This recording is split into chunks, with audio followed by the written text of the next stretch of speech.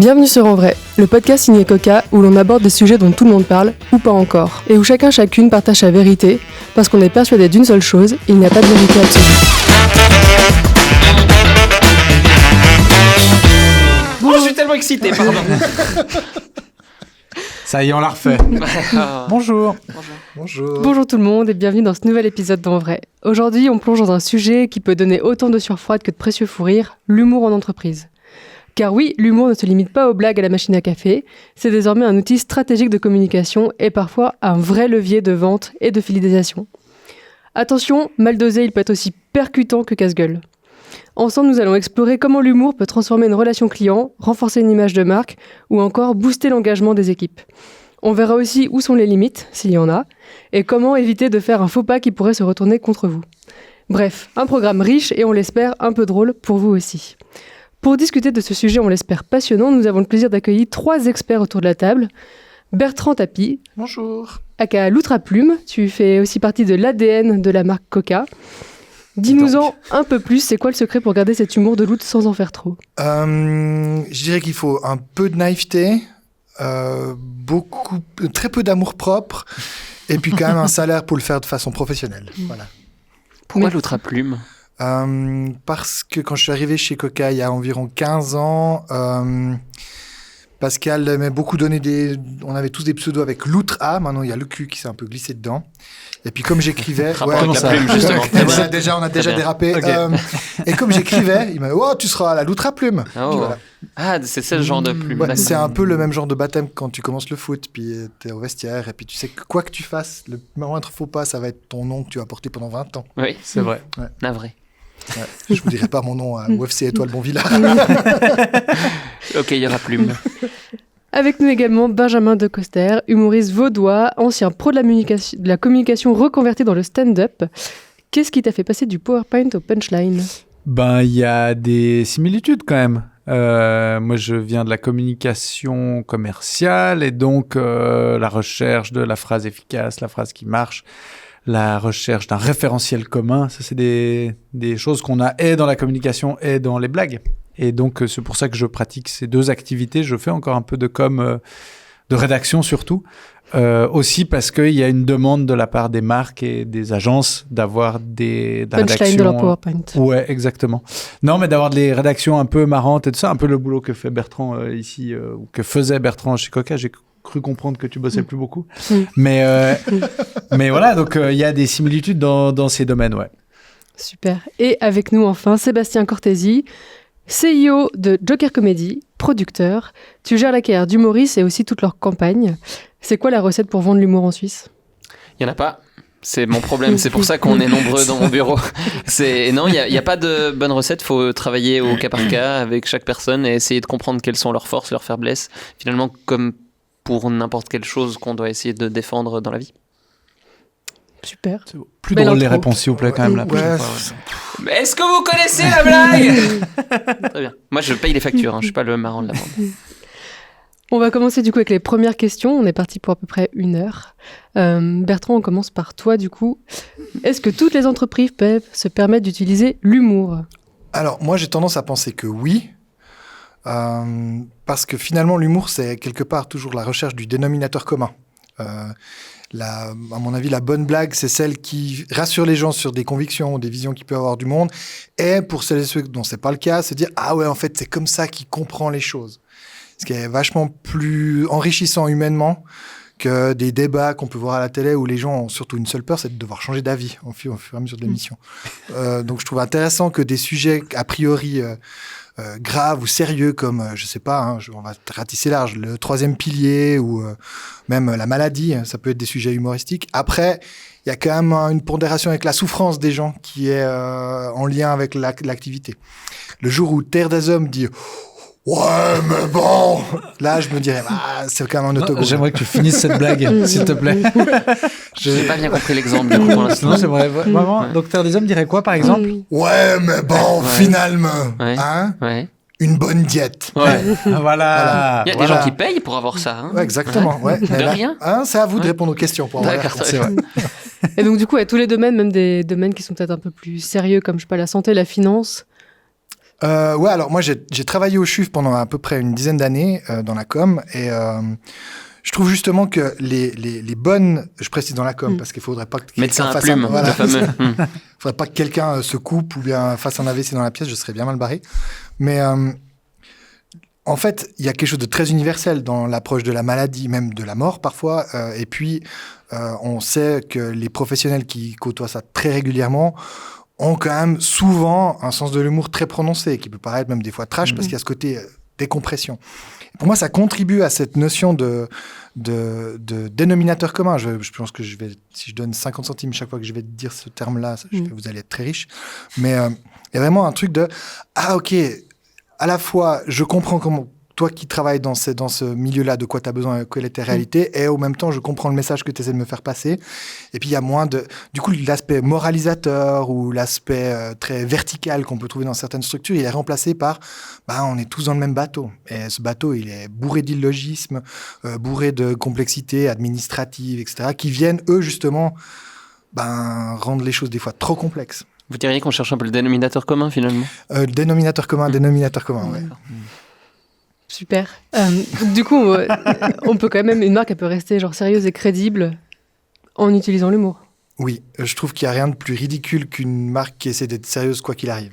Oui, mais ça dépend des domaines aussi. Parce que tu vois, il y a des industries, le luxe par exemple, où il y a très peu d'intérêt à aller faire de l'humour. Ça ne veut pas dire qu'ils ne pourraient pas en faire, mais d'autant plus au niveau de marques internationales, etc., ça devient compliqué parce que, étant donné que l'humour est une question de culture et de dénominateur commun, il faut comprendre... on se connaît très bien avec Bertrand, du coup on finit les phrases des... Chacun. Dénominateur commun. Dénominateur commun. Non, et du coup... d'aller s'aventurer sur un terrain qu'on ne connaît pas, d'essayer de faire des... on le voit, si vous allumez la télé en Suisse et que vous êtes Suisse romand et que vous tombez sur des pubs traduites par des Suisses allemands, c'est un enfer.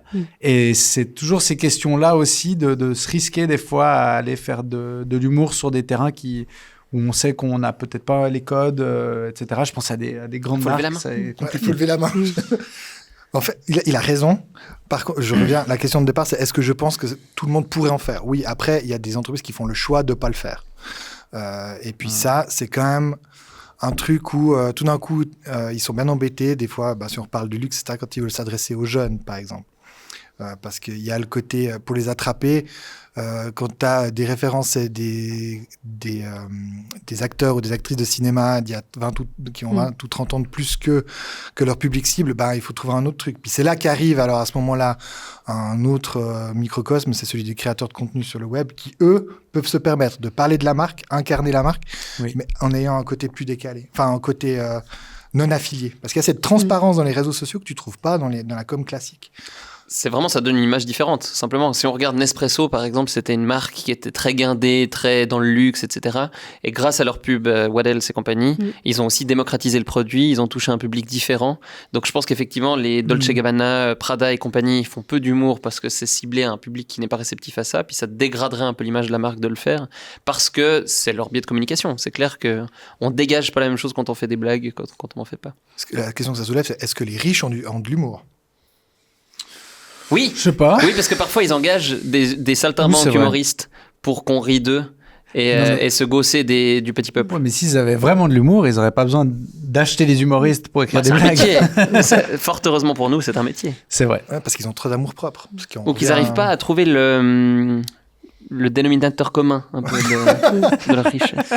Pour ça, moi, s'il y avait un job que j'aurais voulu faire, à part dénominateur communiste, non, mais c'est fou du roi. Moi, j'aurais adoré faire ça.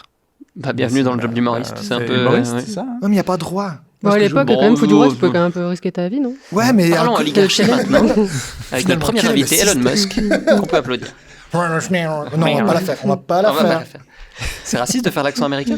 Non, mais limiter trop fidèlement, oui. Ça peut... Ah oui, d'accord. Oui, c'est vrai. Du coup, si on revient sur l'exemple tu parlais de marques sur lesquelles ils n'ont peut-être pas envie pour leur communication pour pas se mettre en péril.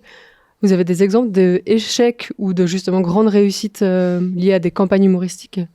grande réussite, on a cité Nespresso, qu'en est quand même une. Oui. Alors que pour Mais le coup, pourtant, Wattel, ça c'était n'était pas censé le- être très drôle à la base. cette Oh, il y a quand même il y a un truc Ah. décalé en tout cas. Ouais, Tout il y d'un a coup, quand ça, même. un des mécaniques premiers de l'humour, c'est le décalage entre ce qui est attendu et ce qu'on propose. Et là, le décalage, il était évident parce qu'il y avait un deuxième degré. C'est vrai que c'était pas frontal, c'était pas premier degré, c'était pas un jeu de mots, mais il y avait un truc quand même qui prêtait à Ouais. sourire.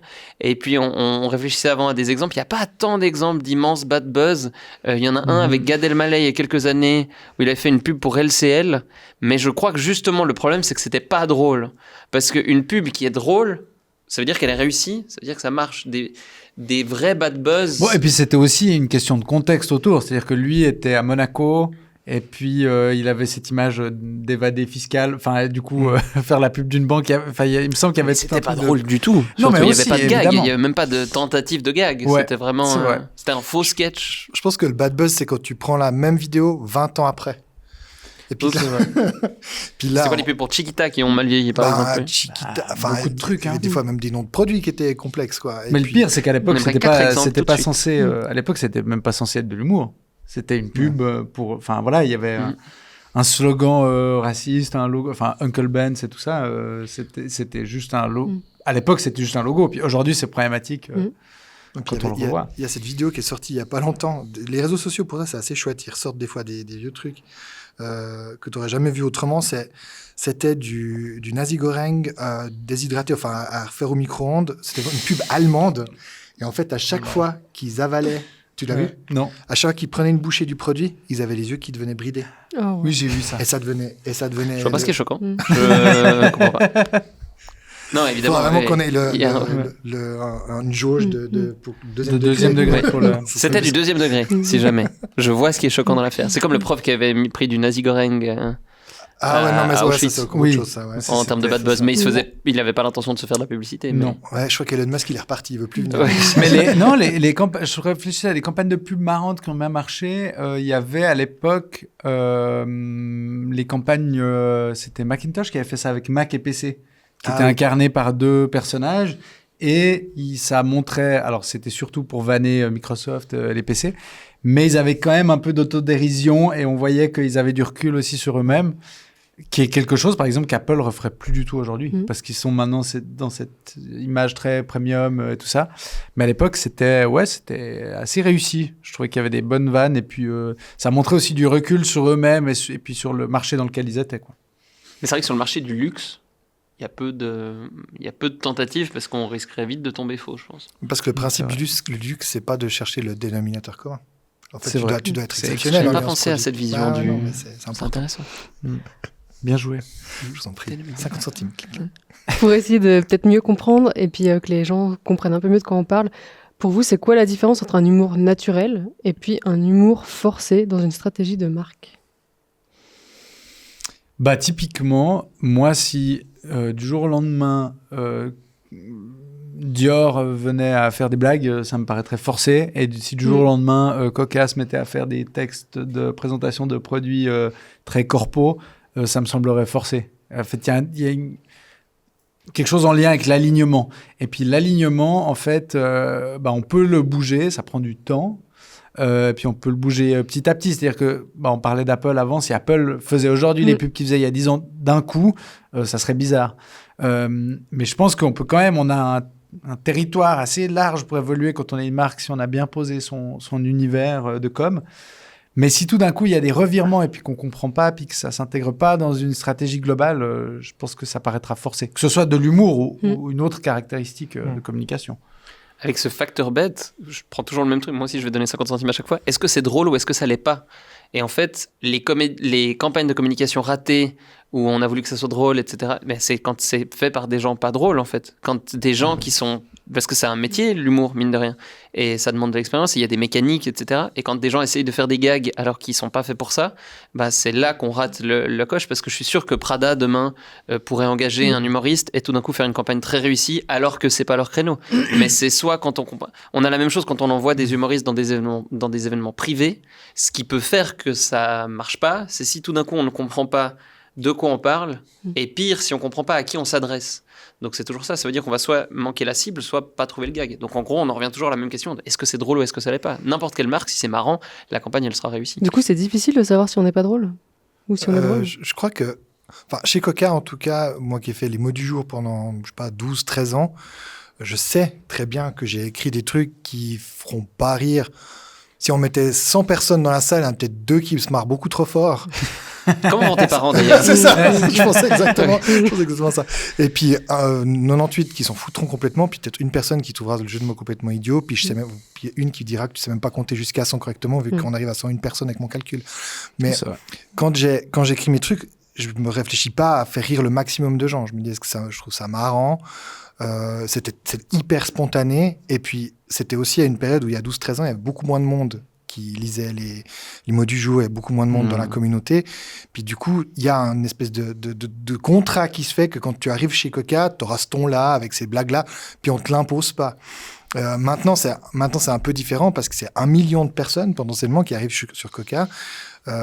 Tu sais que tu calcules pas de la même manière et puis aussi tu gardes cette forme de spontanéité. Maintenant, il y a plusieurs personnes qui écrivent les mots du jour et puis voilà, faut accepter cette multitonalité-là. Et puis, si on faisait des guidelines pour ça c'est drôle, ça c'est pas drôle, c'est se tirer une balle dans le pied parce qu'on perd la spontanéité qui est plus importante que la blague en elle-même. Et puis surtout, on n'en sait rien. En fait, savoir ce qui est drôle et ce qui l'est pas, on peut avoir 30 ans d'expérience. J'ai 2 exemples. La revue de Lausanne, on a créé un machin, ça n'existait pas avant, donc on a créé notre propre style, on fait exactement ce qu'on veut et ce qu'on a envie de faire. Là, on va écrire la 8e édition. Quand on arrive avec un sketch, on sait toujours pas s'il est drôle ou s'il est pas. On a des doutes, mais là, cette année, les sketchs que je pensais qu'elle allait le mieux marcher n'étaient pas ceux qui marchaient le mieux, et des sketchs, je me disais, bon, on va faire ça, pourquoi pas. C'était peut-être parfois ceux qui marchaient le mieux.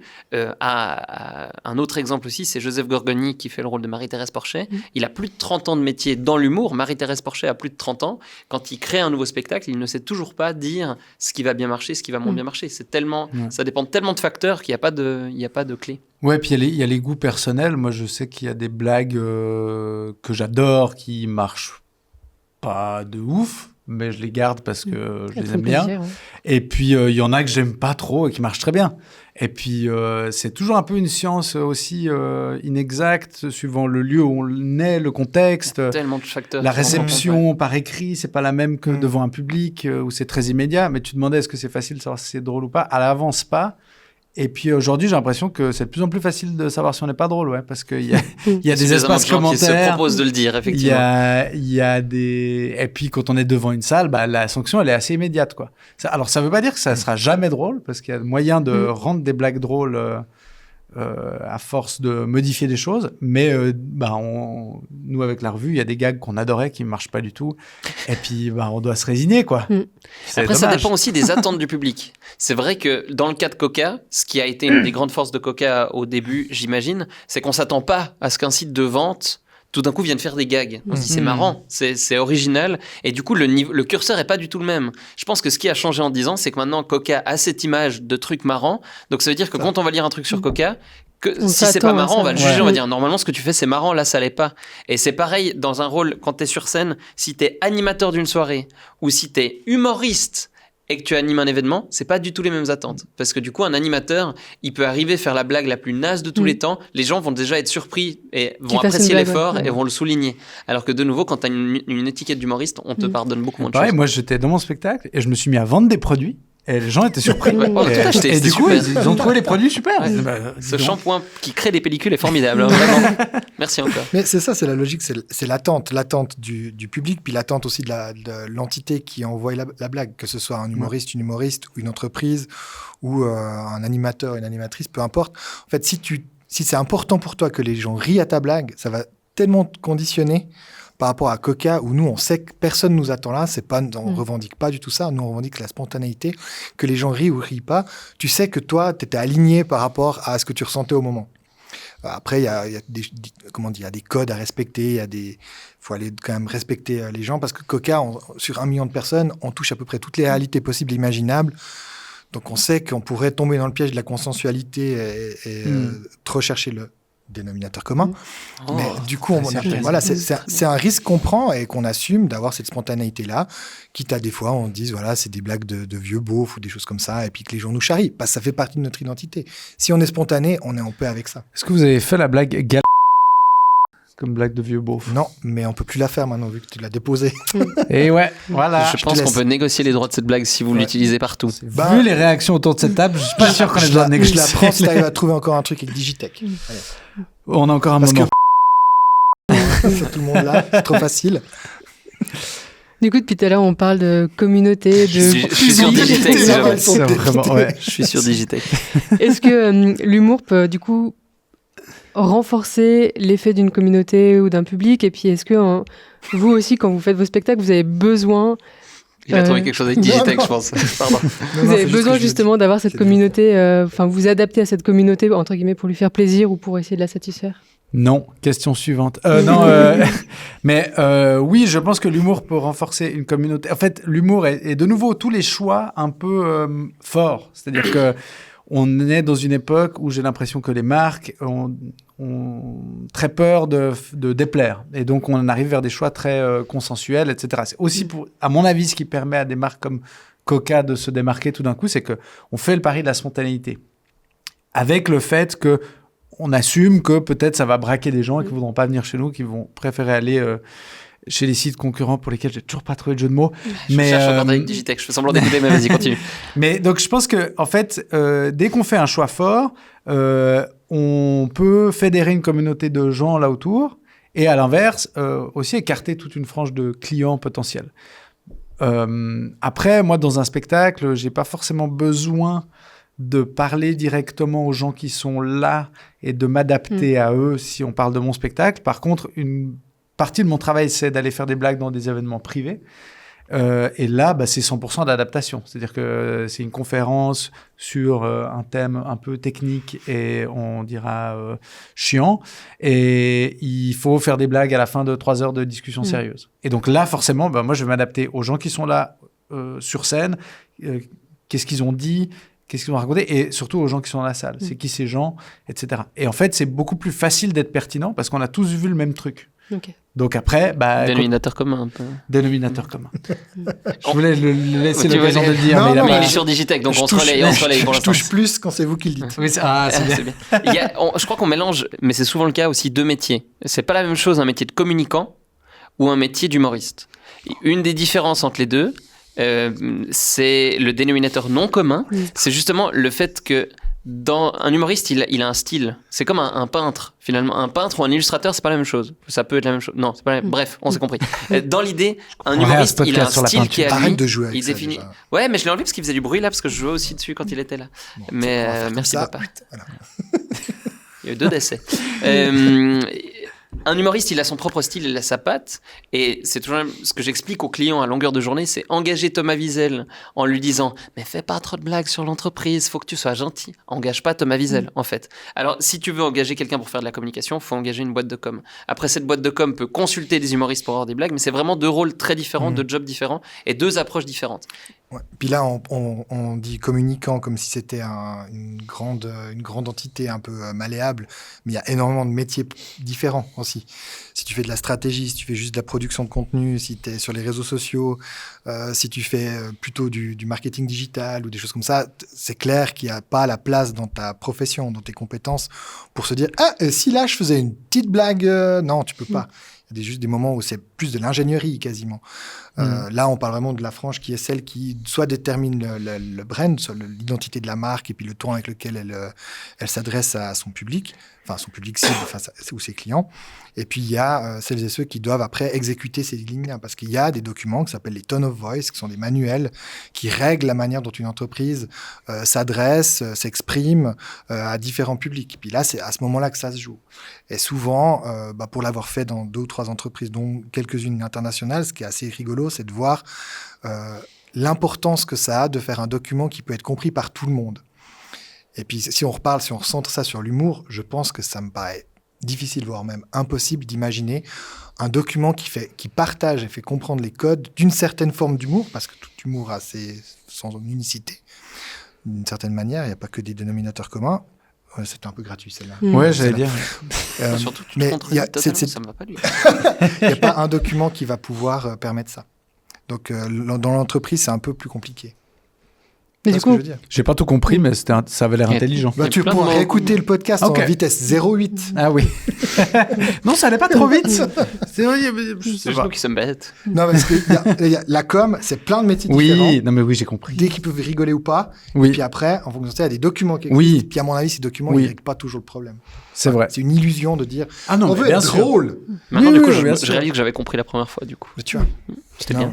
et du coup, on pouvez communique couper, de la même manière sur tous les médias quand on est en vrai, quand on est sur les réseaux sociaux, quand on est face à un public, où il y a quand même des manières de communiquer qui sont relativement C'est très spécifiques. différent. Bah ouais. C'est très très différent parce que quand on est avec Oui. les gens, c'est vraiment une question de qui on cible, à qui on s'adresse.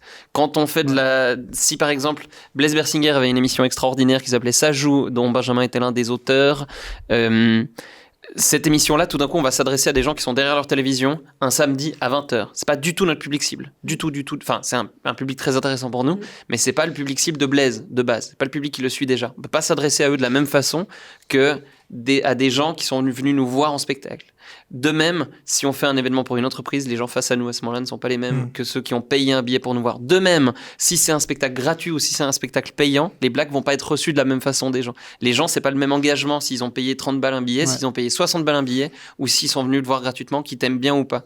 Donc il y a vraiment tellement de circonstances, il y a des choses qu'on peut dire dans un spectacle à son public, parce que notre public nous connaît, a compris ce qu'on faisait, et sait quand on fait du premier ou du deuxième degré, qu'on n'arrivera pas à dire face à un plus large public. Je prends encore l'exemple de la Revue de Lausanne. C'est coécrit et cofondé par Blaise depuis 8 ans maintenant. Mais selon les années, selon qui on a dans la salle, on sait qu'il y a des blagues qui passeront pas auprès d'un certain public. Donc on doit faire attention parce qu'on sait qu'on a une audience beaucoup plus large que si c'était simplement le spectacle de Blaise Bersinger. Ouais. Et puis il y a plein de facteurs aussi. Moi, je l'ai vu, j'en ai fait la rude expérience sur des plateaux de stand-up où je suis arrivé, j'étais crevé, on devait faire 2 passages. Je fais le premier passage, ça se passe bien. Je testais des trucs tout nouveaux, donc j'étais un peu fébrile, etc. J'arrive, bonjour, machin, désolé, j'ai mes feuilles parce que je teste des blagues. Tout se passe très bien. Deuxième passage, je testais moins, c'est-à-dire que j'avais plus de trucs, je savais que ça marchait plutôt bien, mais j'étais vraiment claqué. C'était 2 heures après. Je me réjouissais d'être à la maison et je suis arrivé, j'ai pas vraiment dit bonjour aux gens. J'ai fait bon, j'ai les feuilles parce que j'ai pas le temps de tout apprendre. Et en fait, pendant 20 minutes, les gens m'ont regardé en mode mais qui est ce gars et n'ont pas trop ri, alors que ce que je jouais devant eux était objectivement brillant. Étaient des trucs, en tout cas, qui étaient plus sûrs que les trucs que j'avais joués avant. Et en fait, c'est là où je me suis rendu compte qu'il y a vraiment ce côté où simplement dire bonjour, sourire, être sympa, ça change déjà beaucoup la réception. Alors que, par exemple, quand je vais faire une chronique à la radio, bah, tout d'un coup, c'est 7h50 vendredi matin, bam, c'est l'heure de la chronique de Benjamin, c'est un rendez-vous. Pas besoin de Les dire gens- bonjour. Bah, pas besoin, bah non, parce qu'en fait, les gens, C'est des codes très différents. ils savent que le vendredi, enfin, les habitués, ils savent que le vendredi, à cette heure-là, il y a une chronique et je suis légitimé par la case. Alors que dans un plateau de stand-up, tu es légitimé par rien, parce que n'importe qui peut prendre un micro et venir dire bonsoir, comment vous allez. Et donc, il faut être sympa, puis après, il faut être marrant. Et ça, c'est des trucs qui changent, qu'il faut adapter suivant le médium sur lequel on est. Ouais, puis Coca, on a aussi notre ton, c'est quelque chose, notre identité, c'est une chose, mais le texte, il est là en soutien à un acte de vente. Donc l'échec, c'est pas que les gens comprennent la blague ou pas. L'échec, c'est que le texte donne pas envie aux gens d'acheter le produit alors qu'ils en auraient peut-être eu envie. Ce qui est quand même une limite, enfin un objectif extrêmement différent et qui est juste l'exercice. Nous, on est beaucoup plus dans le. Faites pas ça que pour le plaisir. Vous voulez quand même vendre des produits derrière. En fait, Quoi ? tu sais, il faut. Vous êtes entretenir tout ça. capitaliste ? Je quitte ce podcast.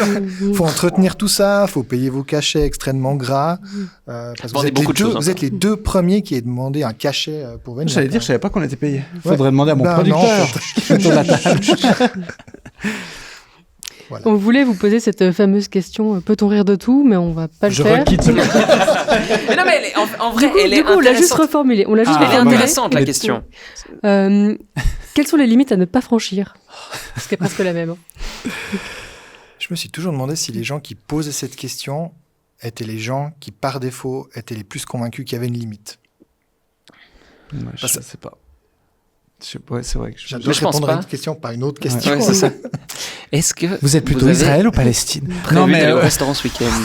Ça, il Mais l'a dit. je pense Voyez, qu'on peut... non mais voilà, on teste les limites de ce truc-là. En fait, moi je pense que Tu y vas a- donner ton avis sur le conflit israélo-palestinien? Non, maintenant? non, non, Ok. je pense que, en fait, non, en vrai, il n'y a pas de sujet, en tout cas pour moi, si je prends un titre très personnel, il n'y a pas de sujet tabou, il n'y a pas de sujet sur lesquels je ne me vois pas, par principe, faire des blagues.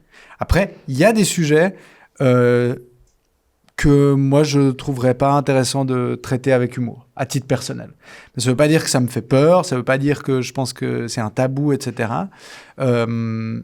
C'est juste que voilà, il y a des sujets où ça m'intéresse pas de faire des blagues, ça m'intéresse pas d'avoir après l'avis des gens en commentaire aussi sur mes blagues. Et si l'humour apporte rien à une thématique, je vais pas y aller pour y aller. Je pense qu'on est un peu revenu de cet esprit mai 68, punk. Il faut On a absolument si bien rire connu, d'un toi et moi, truc. Benjamin. Non, C'est je dis, fou. on est C'était revenu, mieux pas avant, nous, finalement. générationnellement. La société, d'accord. Mais c'est des cycles. Oui. Maintenant, on est dans une génération, on est très prudent, on veut offenser le moins de gens possible. Et puis, dans 10 ans, ce sera certainement de nouveau l'inverse, parce que c'est des retours de bâton, toujours. Mais moi, par principe, je m'interdis aucun sujet. Il y a des sujets, ça m'intéresse pas de faire des blagues dessus. Et puis après, il y a une temporalité. Il y a des sujets, quand c'est à chaud, quand c'est une actu à chaud, qui peut être un peu dramatique, sensible, si on veut faire des blagues, on peut, mais il faut être très très fort, très très pertinent, il faut blinder ce qu'on dit.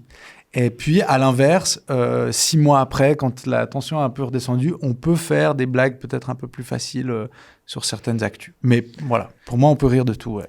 C'est rare, mais je suis pas d'accord, je crois. C'est dans vrai. le fond. Mais parce que, en fait, pour moi, c'est juste est-ce que c'est drôle ou pas? Point.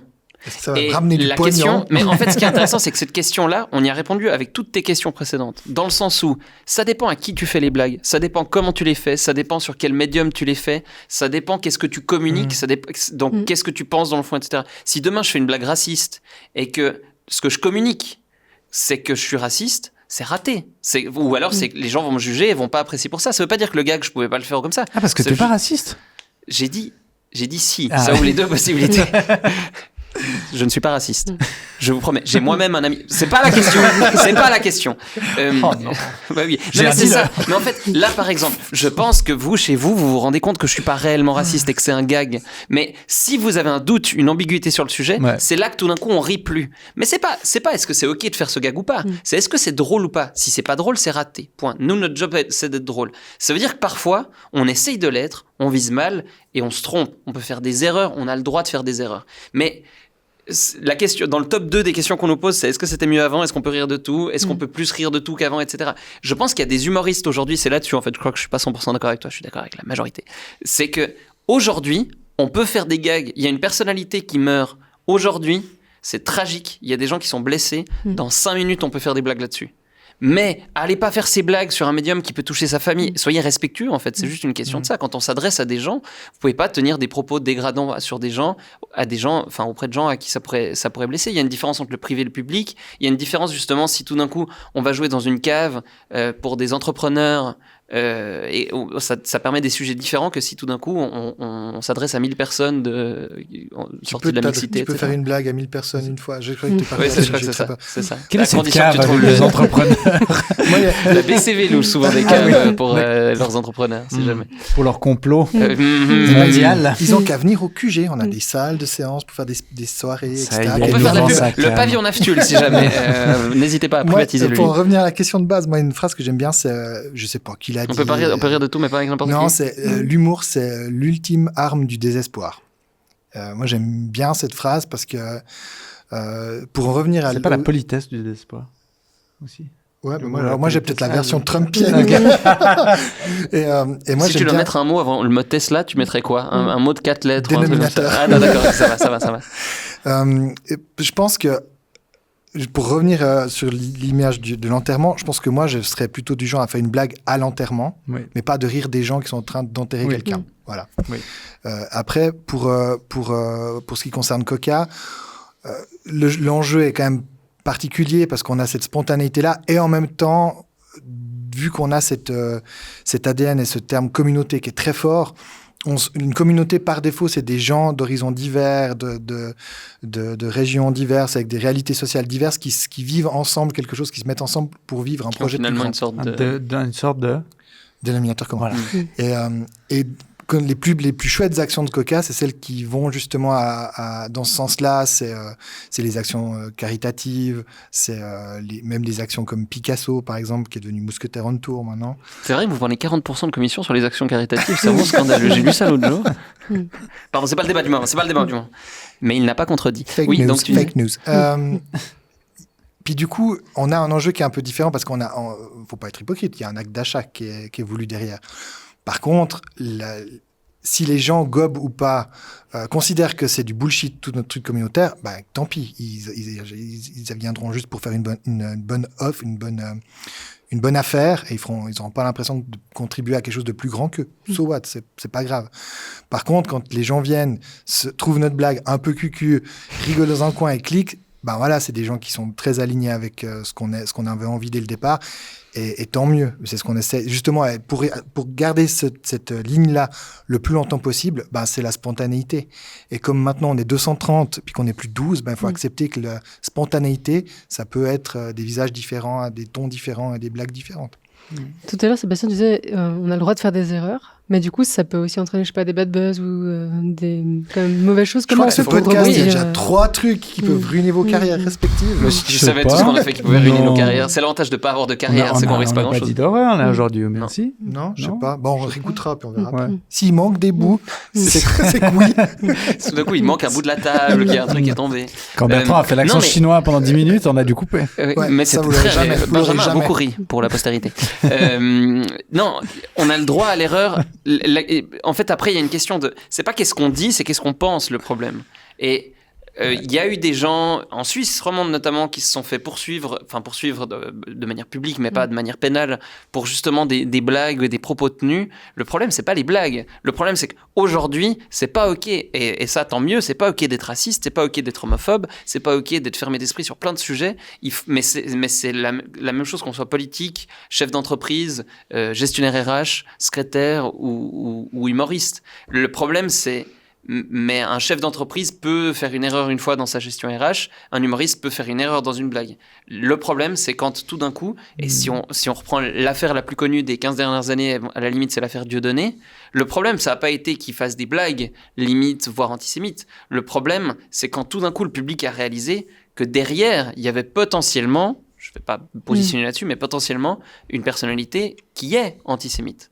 Et on peut séparer l'homme de l'artiste, etc. Moi, quelqu'un d'antisémite qui fait des blagues qui n'ont rien à voir avec ça, et que c'est son... On parle de toi, je crois. On a dit qu'on n'en parlait pas. C'est fini, oui. Non, mais quelqu'un qui a des pensées qui ne sont pas OK, mais qui n'en parle pas, qui le cache, qui le garde pour lui et qui fait son œuvre dans son coin, tant mieux. Ça, c'est la troisième question. C'est peut-on séparer l'homme de l'artiste ? Voilà, on y est. Mais dans les faits... c'est vrai. Nathanaël n'arrête pas d'assassiner des enfants. C'est vrai. Et pourtant, il est très drôle et il n'en parle jamais. Donc, ça ne pose pas de problème au grand public. Nathanaël Rocha, si jamais. Oui. Berry, de son vrai nom. Si jamais vous voulez le trouver dans le bottin. Encore son adresse. Avenue des Bains 8. Montchalin, je crois. J'enchaîne avec une question. Bonne chance. Ouais. Que pensez-vous du coup de l'expression « l'humour qui dérape » ? C'est une expression.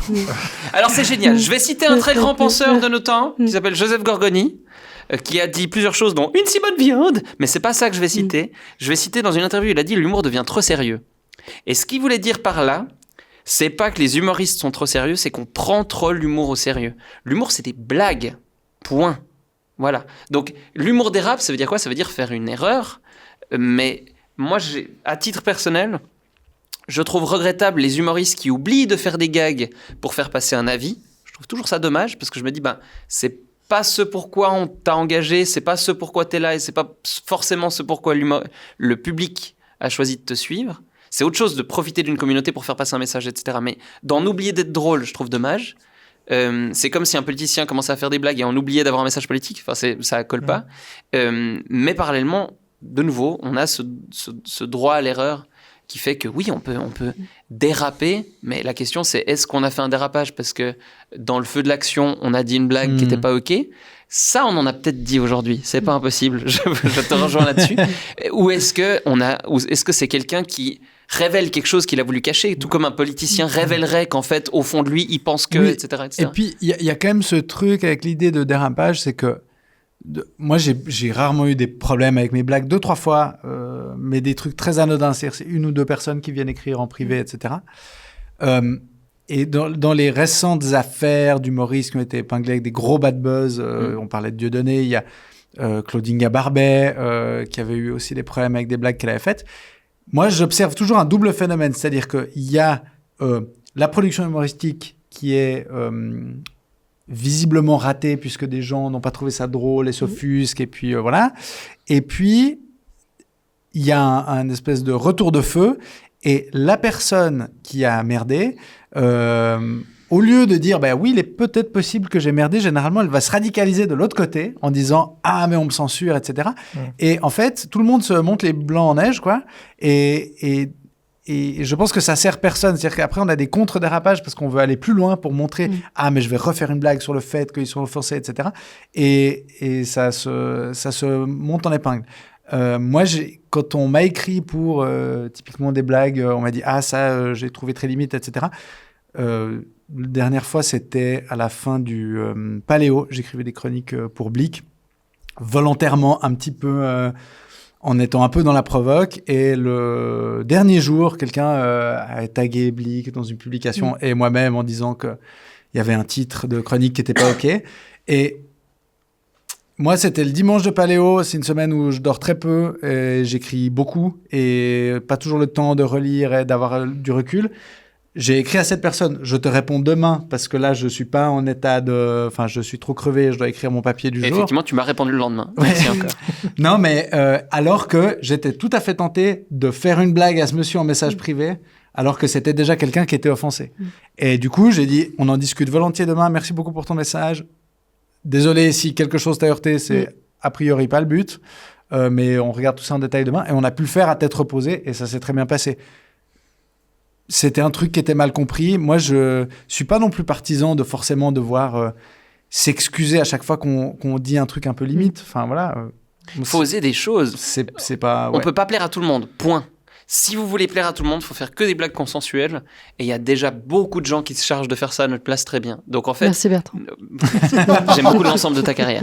Mais là n'est pas la question. Non mais, par exemple, la revue de Lausanne, pour citer toujours un exemple, le même exemple, mais parce que c'est un exemple que je connais bien, on fait à peu près 20 000 spectateurs cette année. Sur les 20 000 spectateurs, la majorité, l'écrasante majorité ont aimé, il y a un bon bouche-oreille, etc. Sur ces 20 000 personnes, il y a des gens qui ne l'ont pas aimé.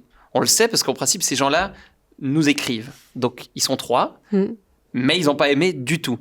Et en fait, c'est intéressant parce que quand on reçoit ce genre de mail-là, on est toujours un peu le cul entre deux chaises parce qu'on se dit, mais est-ce que on se remet quand même en question? Est-ce qu'on a fait faux? Qu'est-ce qu'on aurait pu faire pour leur plaire, etc.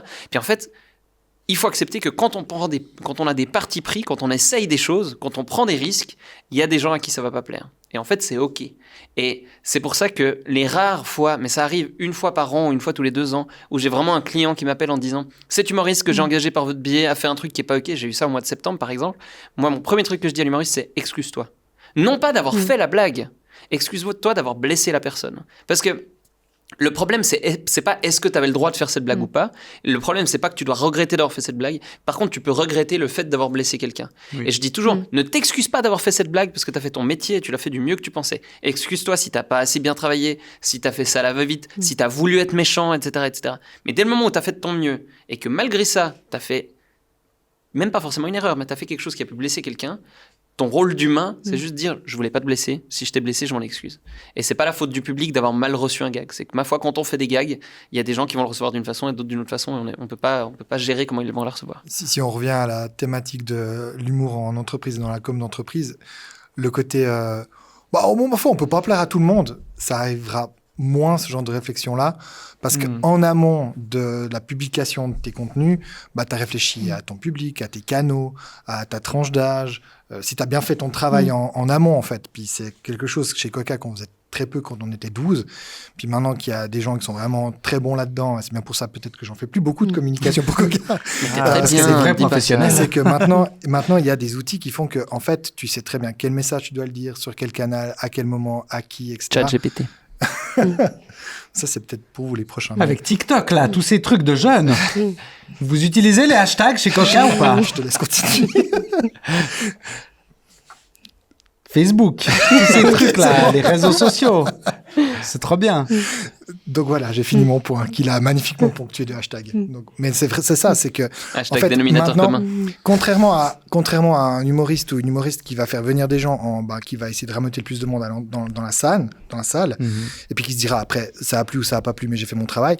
Là, il y a un travail en amont de qui on amène sur notre site, parce qu'on sait que si on a dépensé, enfin, je parle très marketing, mais si tu dépenses 10 balles dans ta campagne Facebook pour faire venir des gens dont tu sais pertinemment qu'ils en ont rien à secouer, parce que tu as tapé chez les plus de 60 ans pour vendre des couches, par exemple, des couches culottes, Ça marche. on arrive gentiment dans 5-6 ans, C'est je pense plutôt que c'est des- public. Hein, je fais donc, des blagues malgré moi. J'ai C'est encore des... plutôt des culs qui arrivent sur Q-Sport et qui peuvent pas acheter toutes les chaussettes que Alors vous ça, vendez c'est- sur Q-Sport. Alors ça, monsieur, il y a des sportifs... Non, mais vous vendez uniquement des Est-ce que vous chaussettes. êtes en train de dire qu'à partir du moment où on Pas n'a du plus de jambes, on peut plus faire de sport, monsieur Je suis en Descoster? train de dire que quand on n'a pas de jambes, c'est compliqué d'avoir besoin de chaussettes de Q-Sport. Et alors? Voilà. Ça je suis fait pas vraiment d'excellents parti mots. si jamais c'était un gag. Ça fait d'excellents quoi En fait, je suis là. Non? Non, ça Non. c'est les gants. Pas question suivante. Oh, d'accord, il y a trop de chaussettes sur Q-Sport. Il y a beaucoup trop de chaussettes. Comme il y avait trop de barres de son sur Coca. Oui, c'est vrai. Il y en avait encore la semaine dernière. Ouais, Selon quand vous regardez, et selon quand vous regardez ce podcast, c'est sûrement vrai quand même. C'est ça qui est un formidable. podcast où on se tape des barres S'il de y a son. un produit où Je chaque fixe fois pas. que je voyais dans le planning qu'il allait arriver, J'ai je me fait un disais, dab. putain, comment je vais pouvoir faire des... Je continue pendant qu'ils Oui, font oui, le- oui. Ouais, vas-y. Je me disais, TikTok, mais là. putain, mais comment je vais Je suis pouvoir pas faire vraiment parti une en blague fait. à partir... C'était un gag. N'hésitez pas à partager tous les likes de ce podcast. J'adore les barres de son, voilà. Les barres de son, c'est dur de faire des blagues. Repostez des tweets. Quand je suis parti, on avait déjà le même sujet, c'est jamais. Les barres de Pourtant, son, je suis Retweetez parti des longtemps. posts. Ah, les réseaux Je sociaux. suis fatigué. Je suis fatigué. T'es dans la matrice. Allez, question suivante. Peut-on parlait de quoi, rire déjà, de de tout Ah oui, peut-on rire de tout? Alors, Ça allait être j'étais un congrès nazi l'autre jour. à une structure dans ce podcast. Oui. finalement, Bertrand, c'était quoi votre question? pourquoi la plume? C'est juste. Dénominateur C'est commun. commun, oui, Je ne c'est- peux pas vous laisser dire ça. J'ai des Oui. chiffres qui prouvent. Non, Il faut recontextualiser faire le débat. Un débat politique. Ouais. On va repartir sur une question plus traditionnelle, du coup, c'est sûrement pour toi, Bertrand. Ouais, c'est- Ah, ouais. les réponses Je chiantes, c'est suis- toi. ouais, je suis assez consensuel comme personne. On repart du coup un peu plus sur l'entreprise cette fois. Ah. Est-ce qu'on peut utiliser l'humour en interne pour améliorer soit son image employeur, soit pour un peu, entre guillemets, booster les équipes ou, Oh, Nous, on a wow. bien amélioré ton image. En tout cas, ça, c'est bon. on l'a Est-ce fait. que Pascal Meyer est drôle? C'est ça qu'on veut savoir. Est-ce que Pascal Meyer est drôle? Ouais. Pascal Meyer, faut savoir un truc, c'est que quand les premières fois que j'ai envoyé des textes pour Coca, genre j'envoyais des propositions parce que ouais, j'ai dû passer un espèce d'entretien d'embauche. Quoi. Il me dit Bertrand, tu peux pas faire les textes, machin. Puis j'ai envoyé des trucs. Il m'a appelé, puis il m'a dit eh non de Dieu putain, mais lâche-toi, là, fais-toi plaisir, fais des trucs marrants, quoi, fais tout péter. C'est vous, Là, Laurent j'ai- Gérard? Et, Pourquoi ça vous faites? et il n'a jamais changé de ligne de conduite. Ah. C'est pas quelqu'un il m'a pas raconté une blague incroyable de blague à Toto ou qu'est-ce qui est jaune et qui attend ou n'importe quoi. Mais Jonathan il m'a dit, mon gars, quoi que tu fasses, vas-y à fond. C'était un coach, c'est un maître à poser. Pardon, rappelle-moi combien t'as d'enfants?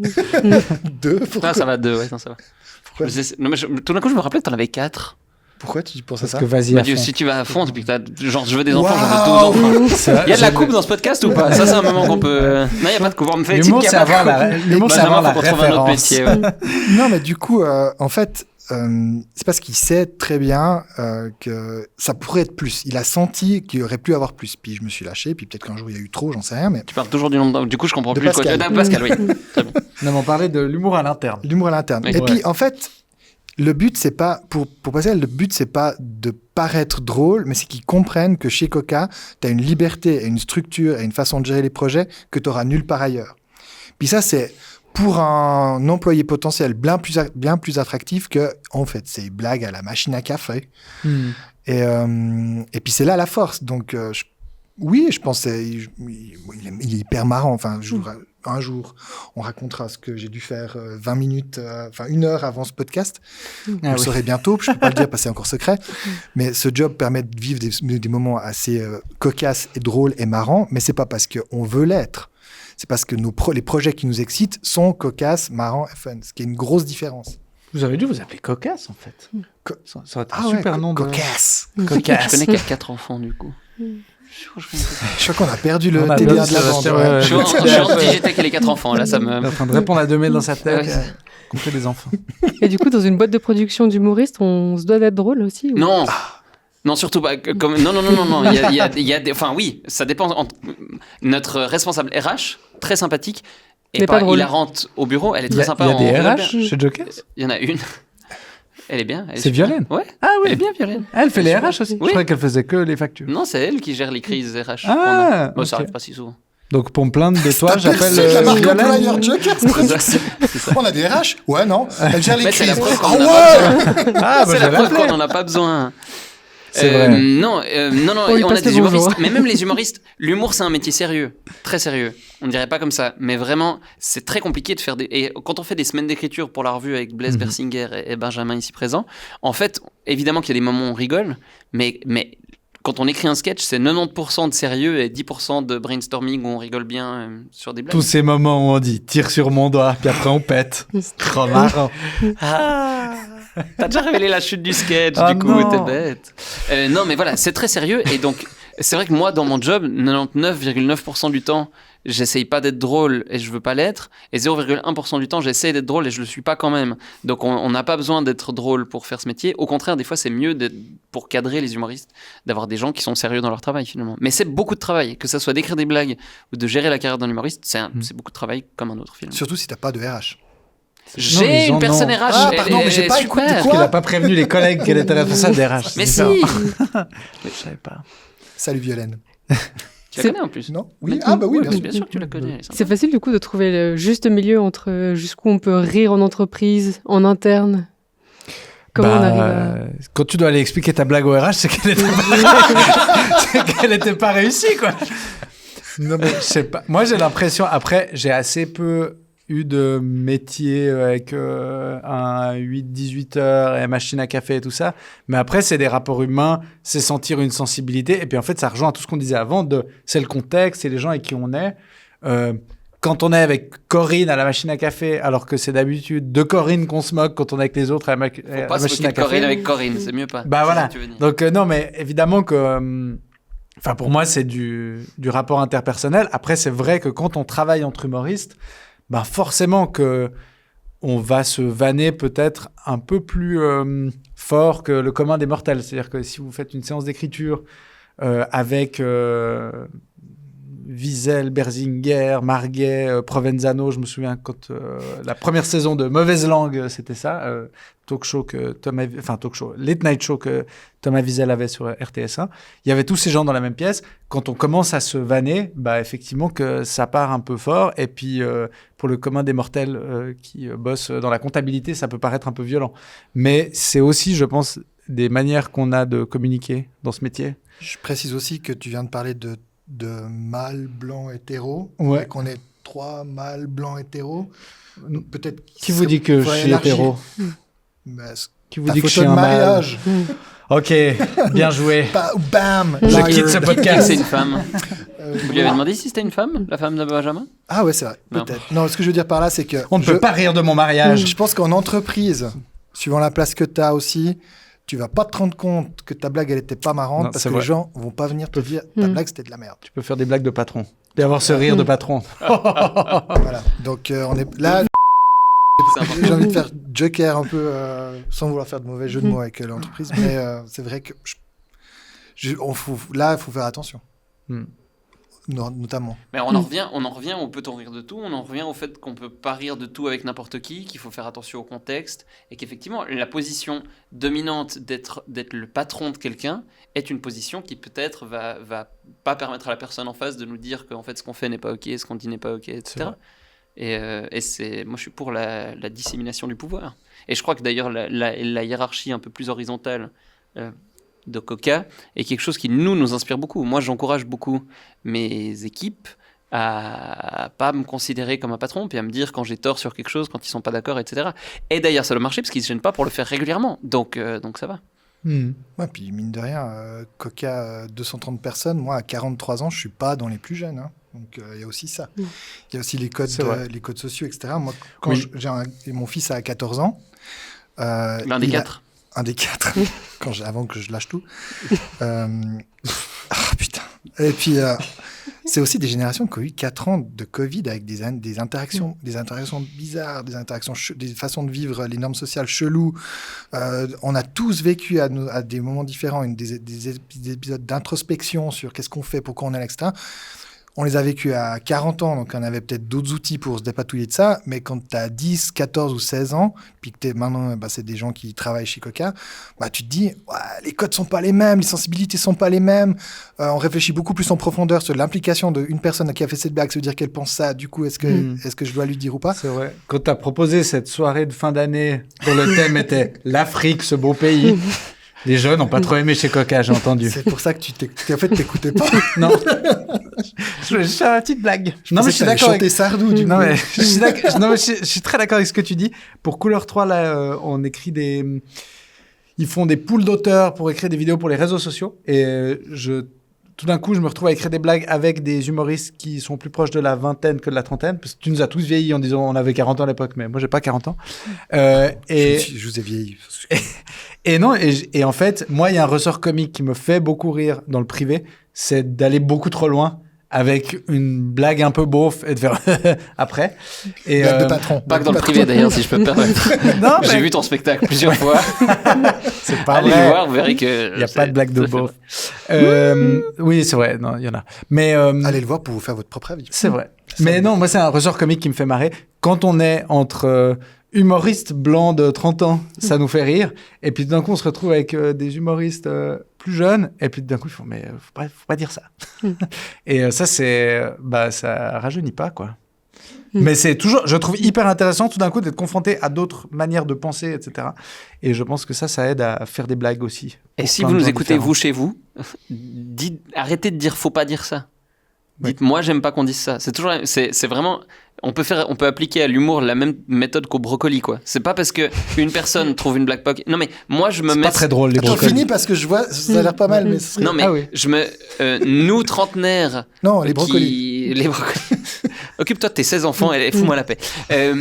Quand on est humoriste de 30 ans, que ça commence à marcher pour nous, que c'est cool, et qu'on voit tout d'un coup des humoristes qui ont 2, 3, 4 générations au-dessus de nous en train de faire des blagues, on se dit, mais franchement, on peut plus dire ça va pas, on peut pas dire ça. On a des réflexions comme ça qu'on se fait. Et en fait, on oublie un peu la mise en contexte, et on est en train d'arriver à l'âge, avec Benjamin, avec Blaise, avec ces auteurs-là, où en fait, il y a la génération derrière qui est en train de pousser, et où en fait, ce qu'on fait, heureusement, la majorité du public est plus âgé que nous encore, mais il y a déjà des trucs qu'on fait qui sont perçus comme un peu vieillots par des gens. On est au début de ça, hein, heureusement. On a encore quelques années de bon avant, je pense. Mais en fait, et nous, ce qu'on a envie de répondre à ces petits jeunes, mais c'est pas parce que c'est pas OK pour toi que pour nous c'est pas OK. Donc il y a un truc toujours de dire. C'est OK pour personne, du coup. Ouais, alors. Ce que je veux dire par là, c'est que nous, quand on entend des personnes qui ont 20, 30, 40 ans de plus que nous, il faut qu'on fasse l'effort de se dire, en fait, eux, ils n'ont pas le même contexte que nous, ils n'ont pas le même vécu que nous, et la société d'il y a 30 ans, elle n'a pas été complètement annulée, elle existait quand même, et c'est normal que les gens qui ont traversé ces époques-là et pas la même vision du monde que nous aujourd'hui. Tout comme c'est normal que les générations d'après, celles qui arrivent, n'auront pas tout à fait la même vision de monde. Et il y a un truc de respect et de dénominateur commun qu'on doit pouvoir trouver au milieu de tout ça. Je sais pas qui c'est qui a un Estherme, mais en tout cas, il doit être très riche en ce moment. Je sais pas si quand on regarde dans le dictionnaire, c'est vraiment marqué Bertrand Tapie à côté de la... On arrive au bout de ce podcast. Déjà C'était Motus. C'était le jingle. C'était Motus, La déception de Motus. Merci à tous les trois pour ces riches échanges. Avant de vous libérer, on a encore un petit rituel. C'est nouveau dans cette 2e saison. On a demandé à nos invités... On a déjà flingué nos carrières. Qu'est-ce que tu veux de plus que ça? On n'avait pas de carrière avant, on en a encore moins après. Qu'est-ce que tu veux de plus? On a demandé aux 3 invités qui étaient là à l'épisode précédent de vous laisser chacun une question. Bien sûr, vous pourrez en laisser une question pour 3 les invités. Ouais, chacun une. Si vous voulez répondre aux 3, vous pouvez. Est-ce que c'était mieux avant? Alors, dans l'épisode d'avant qui était sur la marque employeur, on a Coralie qui a laissé une question pour Sébastien. On l'écoute tout de suite. Quelle est ta valeur la plus importante? Ma valeur la plus importante? Le franc suisse. C'est ultra intéressant. Ça dépend si on parle d'humour ou d'entreprise. En entrepreneuriat, il y a la diction déjà. Pour moi, je vais dire un truc de Miss France et je m'en excuse parce que je n'en ai guère le physique. La et paix encore, dans le monde. les modes de consommation évoluent. Néanmoins, le respect, franchement, Moi, il y a un truc, le truc contre lequel je me bats le plus au sein de notre entreprise, c'est juste le fait que on doit pouvoir se dire tout, oser se dire les choses et se traiter avec respect, se dire les choses avec respect. Et pour moi, c'est clairement ce qui nous fait avancer. Voilà, votez pour moi, je suis la numéro 17.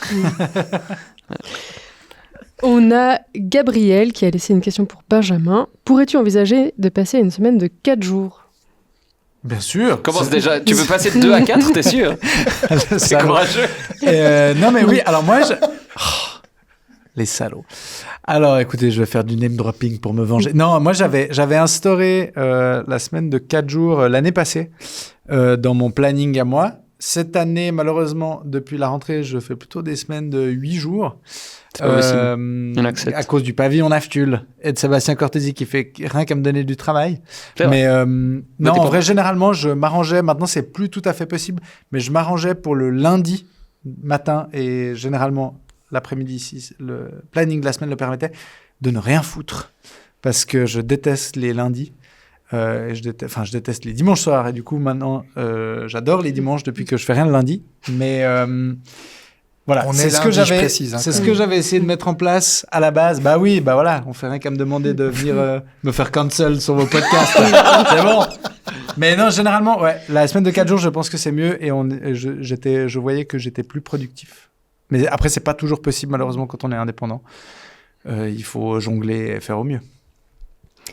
Super, merci. Et Fabien qui a laissé une question croustillante pour Bertrand. Dans ton entreprise... Je suis ton 16e enfant, comptes-tu me reconnaître, papa ? Ça serait super. Il va du sud de la France. Oui, t'as bien voyagé dans le sud une fois. Mais oui, bien sûr. Bon, il s'est passé des choses. T'avais On mon peut nom en de famille parler. ou bien C'était tapis, au tu camp vois. Tapis, bah, évidemment. Trace, un 8 ans de 4. 80. Tu avais rappelé de 3 ans. C'était une longue question. Ouais, très longue, ouais.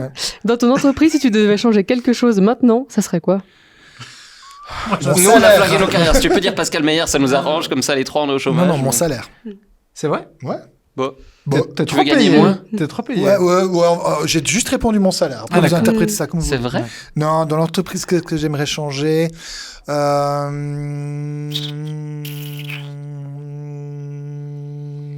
Moi, j'aimerais changer ce le son. système économique dans lequel nous sommes obligés de créer cette entreprise. Oh. T'aimerais faire plus de choses pour le plaisir et moins pour l'argent. Tu veux renverser C'est le ultra intéressant. capitalisme. Si ce que tu dis c'est ça, c'est ultra intéressant. Voilà. Sinon, Alors, c'est ça que j'ai dit. C'est ça que j'ai Ok. dit. ça C'est que j'ai ultra dit. intéressant. C'est ça que j'ai dit. Dénominateur commun. Dénominateur. Ah oui, une entreprise où tout le monde est le dénominateur commun. C'est beau. Du dénominateur commun. J'ai toujours pas compris ce qu'il disait. Alors, le jeu de mots avec Digitech, quelqu'un ? Non, tu l'as toi ? Je l'ai toujours pas non plus. Ah Non. merde. Non. Alors, J'avais Digitectonique, Bah, mais... alors, ils c'est ont qu'à vraiment- mettre c'est des tout ce qui me- commentaires sur YouTube Oui. à la vidéo et le meilleur jeu de mots remporte un bon de 100 Mettez des francs. pouces bleus en like. Oui. Et la C'est question un bon pour sens, la je suis personne de sérieux. la semaine prochaine, c'est faites un jeu de mots avec Digitech. Hashtaguez tous vos commentaires. Le Je sais meilleur pas jeu de mots comment avec ça marche. Digitech, c'est dans les commentaires sur YouTube de cette vidéo. C'est un bon de 100 francs. Remporte Remporte quoi ? Un bon de 100 francs chez Coca. un bon de 100 francs. Puis Galaxus, ça méritait pas. Ah non, ça c'était un nous. Merci infiniment à vous trois d'avoir partagé votre expertise et expérience. Merci à tous les auditeurs d'avoir écouté jusqu'au bout ce podcast. Bravo.